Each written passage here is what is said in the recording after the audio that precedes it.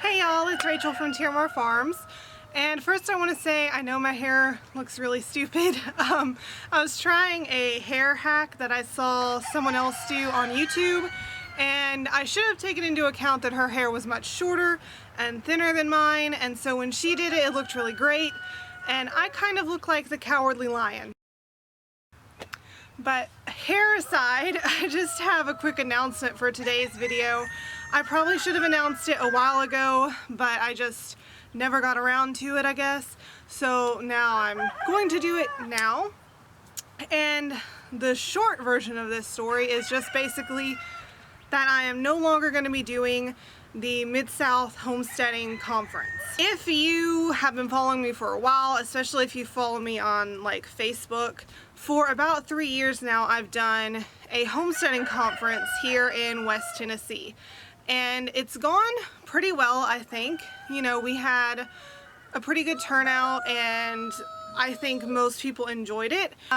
So I'm sorry if you were one of the people who has come, or if you were looking forward to this year's, because it used to be on an annual basis. 3 years in a row we did it every year, and now we are not doing it anymore.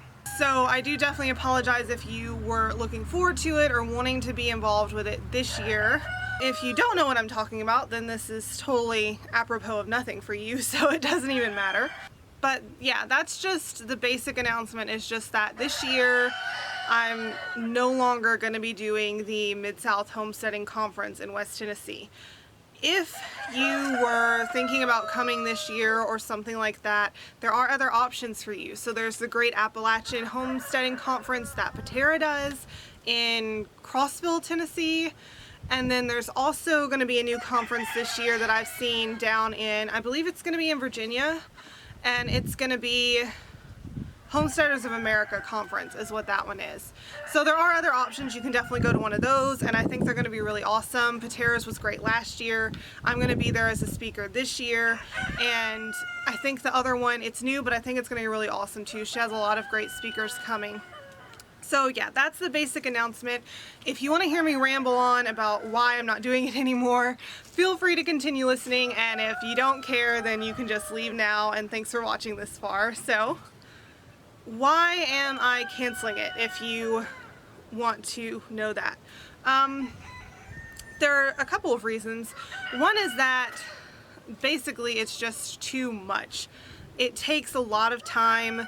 It causes me a lot of stress, and I just kind of don't want that anymore. I don't want to be in charge of something that takes so much time and stress. I think that it was really great, I guess. I don't like saying something that I did was great or like a good idea or something, because it sounds like I'm bragging. But I did really enjoy it the first couple of years, and I think at that time it was something kind of new.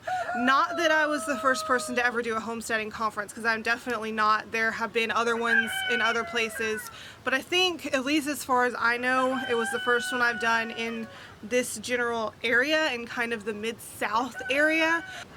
I don't know, I think it was fun, and I think it kind of maybe kick-started something, I guess, if that makes sense. But at the same time, I think that now there are other people who are doing awesome conferences in the same area, and they're doing a better job than I did. And that, I think, is great. You know, everyone has different gifts and things that they're good at. As for me, there's plenty of stuff I'm good at. I don't, you know, feel bad saying that, because it's true of everybody.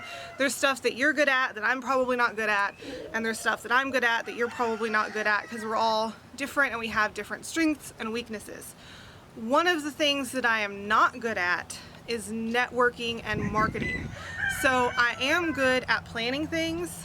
I can do that. I like to make lists. I like to dream and get this like big picture idea kind of thing. I'm really good at that. But then when it comes to implementing the marketing, getting the word out there, networking with people, that is where I'm not so good. It's just not my natural gift. And there are other people who I think are just better at that, and because they're better at marketing and networking, they're better at throwing a really awesome conference, because they're better at getting people involved.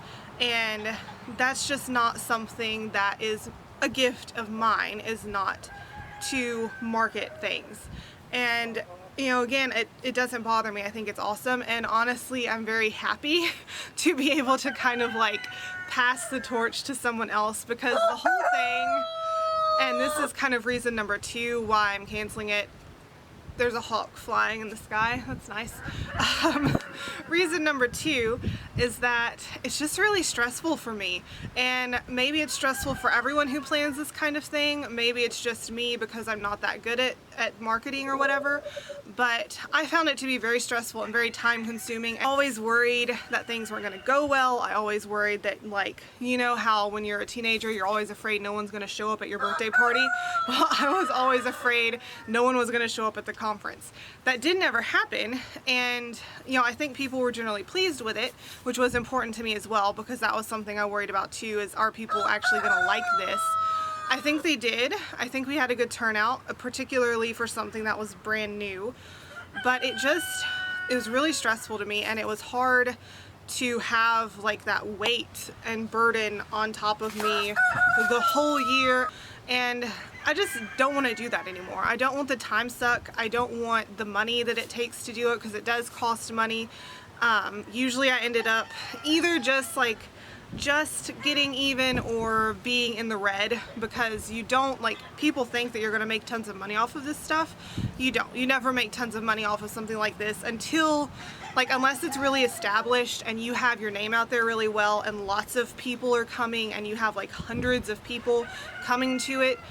Then when you add up your venue cost, your speaker fees, and the cost of like buying the food, because I would do breakfast for everybody, the cost of getting just everything together really kind of compiles, and you end up not really making any money off of it. So all that aside, I didn't care about not making money off of it, but it's just like thinking about what I could put that money toward differently that would not be stressful, like a vacation or something like that.